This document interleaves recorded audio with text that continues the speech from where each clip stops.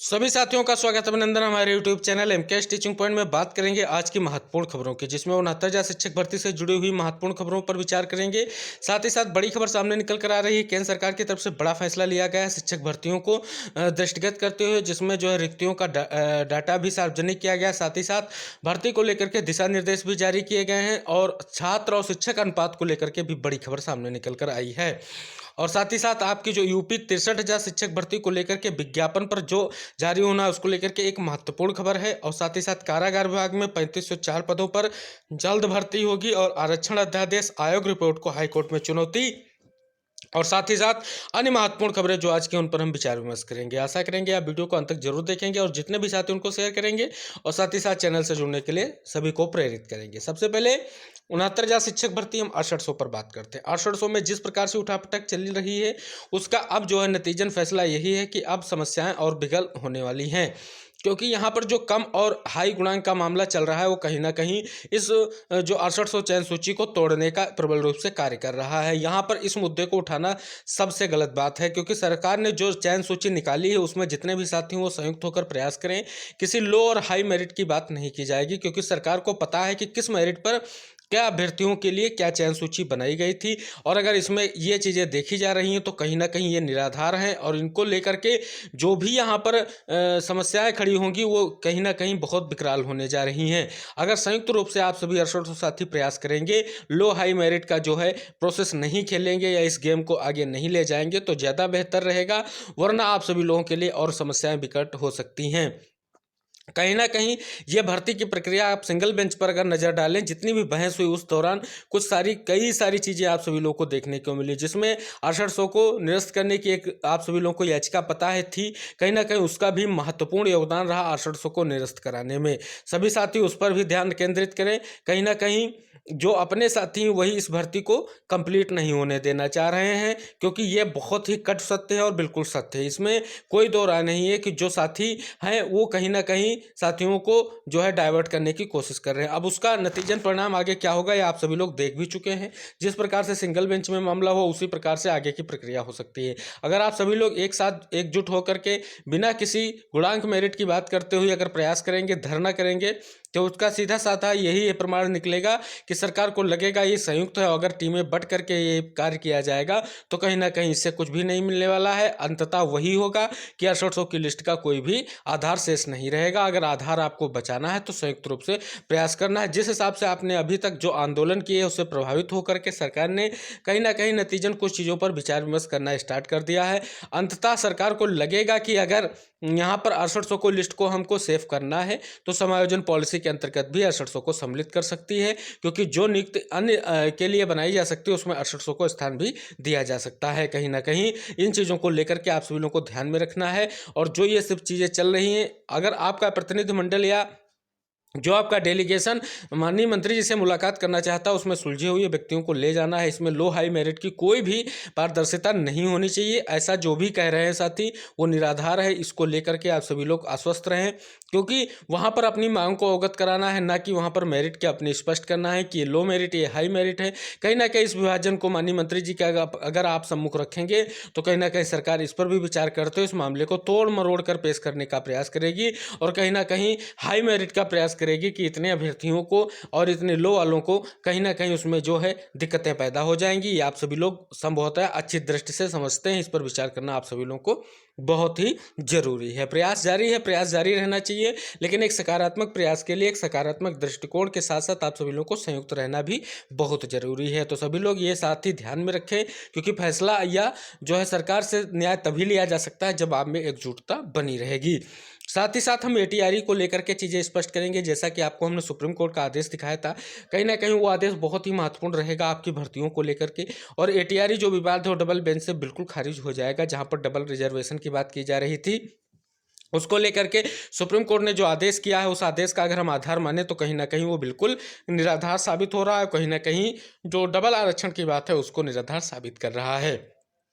अब देखने वाली बात होगी कि जो डबल बेंच में अब आगे की जो सुनवाई होगी उसमें क्या कुछ चीज़ें देखने को मिलेंगी। जैसे कोई चीज़ आती है हम आप सभी लोगों के साथ वैसे ही हम आपको प्रोवाइड कराते रहते हैं। अभी की परिदृश्य की बात करें तो एटीआरई पर ही डबल बेंच जो भी मुहर लगाएगी वही चीज़ें होंगी। अभी तक जो है चीज़ें जो सरकार और विभाग स्पष्ट नहीं करना चाह रहा है, तो इसका प्रबल सीधा सा उपाय है कि अब डबल बेंच में जो भी साथी गए हैं वहाँ पर सुनवाई के दौरान चीज़ें स्पष्ट होंगी। फिलहाल अभी भी चीज़ें जो है विचार नहीं चल रही हैं, क्योंकि अभी भी महत्वपूर्ण मुद्दा जो चल रहे हैं उनमें आंसर की भी प्रकरण है। आंसर के प्रकरण पर अगर डिसाइड हो जाता है साथियों के लिए, क्योंकि इसमें जो है कंटेम्प्ट फाइल जो भी हैं उन पर जो है लगातार सुनवाई हो रही है और उसमें लगातार आदेश पारित किए जा रहे हैं। इसी क्रम में आप सभी लोगों को पता है 12 अप्रैल को बहुत बड़ी महत्वपूर्ण सुनवाई आंसर के प्रकरण पर होगी, जिसमें सरकार अपने तथ्यात्मक चीज़ों को प्रस्तुत करेगी। उसमें स्पष्ट हो जाएगा कि सरकार की मंशा क्या है, सरकार आगे क्या करना चाह रही है। इधर एटीआरई जो है उसको निरस्त करने को लेकर के साथियों ने प्रयास जारी कर दिया है और जितने भी साथी यहाँ पर डबल बेंच में पहुँच चुके हैं कहीं ना कहीं वो सरकार के लिए समस्याएं ही खड़ी कर रहे हैं और उसको देखते हुए सरकार अब आगे क्या कदम उठाएगी ये देखने वाली बात होगी। अभी तक जो है सरकार की तरफ से कोई कदम उठाने को लेकर के चीज़ें स्पष्ट नहीं की गई हैं। अब बात करेंगे यहाँ पर 67,867 रिविजिट को लेकर के। जैसा कि साथियों आप सभी लोगों का प्रयास जारी, उसी क्रम में 67,867 रिविजिट किया जाए या न किया जाए, इसको लेकर के लगातार बेसिक विभाग में उलझन पैदा है। क्या अगर 67,867 को हम रिविजिट करेंगे तो कितनी फ्रेश सीटें निकल कर सामने आएंगी, कितना क्या डाटा सामने निकल कर आएगा, इसको देखने वाली बात यही होगी। क्योंकि सरकार को ये डिसाइड करने के बाद उन पर जो है कहीं ना कहीं उन साथियों को नियुक्ति प्रदान करनी पड़ेगी जो अपनी मेरिट के हिसाब से चयन प्रक्रिया में सम्मिलित हो रहे हैं। तो उसमें हमारे ओबीसी एससी साथियों को बहुत बड़ा लाभ मिल सकता है। लेकिन कहीं ना कहीं उस 67,867 को रिविजिट करके जो गलत चयनित उनको निकाल करके सरकार अपनी जो है कमियों को छुपाने का प्रयास कर रही है। अगर ऐसा होता है तो सरकार की बहुत बड़ी खामी सामने निकल कर आएगी और बेसिक विभाग के अधिकारियों की जो भी लापरवाही वो सामने निकल कर आएगी। उसको किसी भी तरीके से बेसिक विभाग बाहर निकल कर आने देना नहीं चाह रहा है। इसी क्रम में अभी तक सरकार ने कोई बड़ा फैसला नहीं लिया है कि लिस्ट को रिविजिट कराने का आदेश होगा जो कि सिंगल बेंच का है उस पर अमल किया जाएगा या डबल बेंच में जाने का प्रयास किया जाएगा। फिलहाल चीज़ें अभी आपकी स्पष्ट होती नजर आएंगी। इसी आपको अप्रैल में कुछ चीज़ें देखने को मिलेंगी कि सरकार का आगे का रवैया क्या है। फिलहाल सरकार अपनी तैयारियों में जुटी हुई, निकाय चुनाव को लेकर के स्पष्टता जाहिर कर रही है कैसे कि निकाय चुनाव जारी हो जाए और आरक्षण आचार संहिता लागू हो जाए, जिससे कि आगे की चीज़ों को देखने में सरकार जो है अपनी समस्याओं को हल करने में समय पा जाए और आगे की चीज़ों को देखने का प्रयास जारी रहे। अभी तक आप सभी लोगों ने जो प्रयास किए हैं उनको और सफल बनाने के लिए अभी आपको और प्रयास करने पड़ेंगे, चाहे वो हमारे आरक्षण के साथी हों चाहे हमारे 800 साथी हों। किसी भी तरीके से आपको रुकना नहीं है, थकना नहीं है, बिना किसी बंटवारे के एक संयुक्त प्रयास करते रहना है, जिससे आप सभी लोग को जल्द कोई महत्वपूर्ण या दिशा निर्देश जारी हो सके। अब देखते हैं आगे क्या होता है, जैसा कुछ होगा हम आपको जरूर अवगत कराएंगे। अब बात करेंगे एक बहुत ही महत्वपूर्ण खबर सामने निकल कर आ रही है जो बहुत ही इंपॉर्टेंट है, उस पर यहाँ पर चर्चा करेंगे। साथियों बहुत ही महत्वपूर्ण खबर है। राज्य सरकार ने राज्यों को दिशा निर्देश जारी किए। देश भर में 9.8 लाख से अधिक पद रिक्त, यानी रिक्तियों का डाटा भी केंद्र सरकार की तरफ से सार्वजनिक कर दिया गया है। और ये भी बताया गया है, लिखा गया है कि केंद्र सरकार ने राज्यों से कहा है कि स्कूलों में खाली पड़े शिक्षकों के पदों को समयबद्ध तरीके से भरा जाए। केंद्र सरकार चाहती कि नई शिक्षा नीति के तहत राज्य जो है छात्र शिक्षक के 30 अनुपात यानी 30 छात्रों पर एक शिक्षक के आधार पर नियुक्तियां करे। इस संबंध में केंद्र की ओर से राज्य सरकारों को दिशा निर्देश जारी किए गए हैं, यानी छात्र और शिक्षक अनुपात को भी स्पष्ट किया गया है। समिति ने जारी की थी रिपोर्ट, यानी हाल ही में संसद की स्थायी समिति ने एक रिपोर्ट में पता चला था कि विभिन्न राज्यों के शिक्षकों के 62 लाख से अधिक पद स्वीकृत में 9.8 लाख से ज्यादा पद सरकारी स्कूलों में खाली हैं। संसद की स्थायी समिति की रिपोर्ट से पता चला है कि प्राथमिक स्तर यानी 1 से 8 तक 7.4 लाख से अधिक शिक्षकों के पद रिक्त हैं, जबकि माध्यमिक यानी 9 से 10 में लगभग 1.6 लाख, उच्च माध्यमिक शिक्षा में करीब 92,000 से अधिक पद खाली हैं। तो देख सकते हैं कितना बड़ा डाटा सामने निकल कर आया है। कहीं ना कहीं यह डाटा स्पष्ट कर रहा है कि शिक्षक भर्तियों में अभी तक की जो हीला हवाली है वो स्पष्ट हो रही है और इसको लेकर के अब ये दिशा निर्देश कितना महत्वपूर्ण होगा, कितना आगे सफल होगा, ये देखने वाली बात होगी। अब अगली खबर की बात करेंगे 63,000 शिक्षक भर्ती को लेकर के। जो आपका भर्ती विज्ञापन है वो कब तक जारी हो सकता है, इसको लेकर के महत्वपूर्ण खबर सामने निकल कर आ गई है।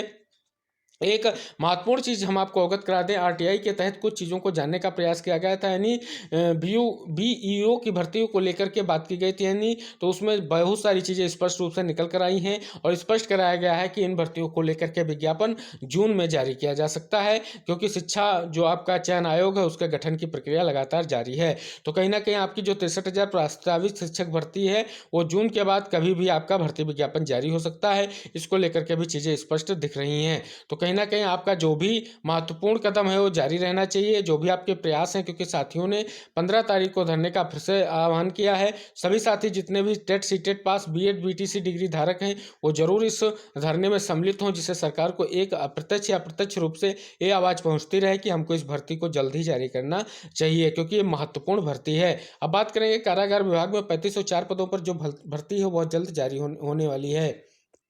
बहुत ही महत्वपूर्ण खबर है, लिखा गया मुख्यमंत्री योगी आदित्यनाथ ने कारागार प्रशासन एवं सुधार विभाग में खाली पदों को भरने के निर्देश दिए। वर्तमान में इस विभाग में समूह काक से लेकर घा तक के 3504 पद रिक्त हैं। इसे सीधी भर्ती व विभागीय पदोन्नति के जरिए भरा जाना है। हालांकि राज्य सरकार ने 3 दिन पहले इस विभाग में 2 आईपीएस अधिकारियों को स्थायी तैनाती दी है, जबकि 3 आईपीएस को अतिरिक्त प्रभार जो है सौंपा गया है। तो देख सकते हैं कितनी कहाँ पर भर्तियां हैं। आप सभी लोगों के लिए बहुत ही महत्वपूर्ण खबर सामने निकल कर आई है। इंपॉर्टेंट खबर सामने निकल कर आई है कि आरक्षण अध्यादेश व आयोग की रिपोर्ट को हाईकोर्ट में चुनौती। निकाय चुनाव को लेकर के राज्य सरकार के आरक्षण संबंधी अध्यादेश समेत पिछड़ा वर्ग आयोग की रिपोर्ट को चुनौती देने वाली एक नई याचिका इलाहाबाद हाईकोर्ट में जो है कि लखनऊ खंडपीठ में दाखिल की गई है। कोर्ट में 10 अप्रैल को इस पर सुनवाई होगी। देख सकते हैं बहुत ही महत्वपूर्ण खबर है। लगातार ही आपका आरक्षण और अध्यादेश सभी कुछ जो है आयोग की रिपोर्ट वो भी पचड़े में फंसती नजर आ रही है। अगली महत्वपूर्ण खबर है, उत्तर प्रदेश बीटीसी शिक्षक संघ के प्रदेश कार्यकारिणी की शुक्रवार को हुई बैठक में शिक्षा मित्रों का मुद्दा जोर शोर से उठाया गया। संघ के प्रदेश अध्यक्ष अनिल कुमार यादव ने कहा कि बढ़ती महंगाई में 10,000 रुपये में शिक्षा मित्रों का गुजारा मुश्किल हो रहा है। वर्षों से वे नियमितीकरण की मांग कर रहे हैं, लेकिन सरकार इस पर ठोस निर्णय नहीं ले रही है। यहाँ पर जो है बहुत ही महत्वपूर्ण चीज़ है, यहाँ पर लिखा गया है कि उन्होंने शिक्षक की सेवानिवृत्ति आयु 62 साल और उसका भी जिले के अंदर तबादला करने की मांग की है। कई सारी चीज़ों को लेकर के मांग की गई है और कहीं ना कहीं नियमितीकरण लेकर के और मानदेय को बढ़ाने को लेकर के महत्वपूर्ण खबर देखी जा सकती है। ये आप सभी लोग के लिए बहुत ही महत्वपूर्ण खबर देख सकते हैं। समाज कल्याण में तबादलों में हुई थी जमकर मनमानी। समाज कल्याण विभाग में पिछले साल बाबुओं के तबादलों में जमकर मनमानी की गई थी। इस खबर को लेकर के आप सभी लोग देख सकते हैं बड़ी उठापटक हुई है और इसी को लेकर के ये शासन की रिपोर्ट में जो है छपने के बाद यानी निदेशालय ने पूछा कौन है जिम्मेदार, क्या है कार्रवाई। इस बड़ी खबर है और इसको लेकर के आप सभी लोग देख सकते हैं। इस प्रकार की चीज़ें अगर यहाँ तक इस शासन के इस विभाग में होंगे तो कहीं ना कहीं बहुत ही जो है विचारणीय विषय है। तो ये थी आज की महत्वपूर्ण खबरें जिन पर हमने यहाँ पर चर्चा की। हम आशा करते हैं आपको वीडियो जरूर पसंद आएगा और साथ ही साथ आप वीडियो को शेयर जरूर करें और साथ ही साथ चैनल को सब्सक्राइब करने के लिए अपने समस्त साथियों को प्रेरित करें और साथ ही हमारे यूट्यूब चैनल से जुड़ने वाले समस्त साथियों के लिए यही हम आशा करेंगे कि आप इस वीडियो को लाइक व शेयर जरूर करेंगे। मिलते हैं अगली महत्वपूर्ण खबरों के साथ, तब तक के लिए टेक केयर, बाय बाय, जय हिंद साथियों।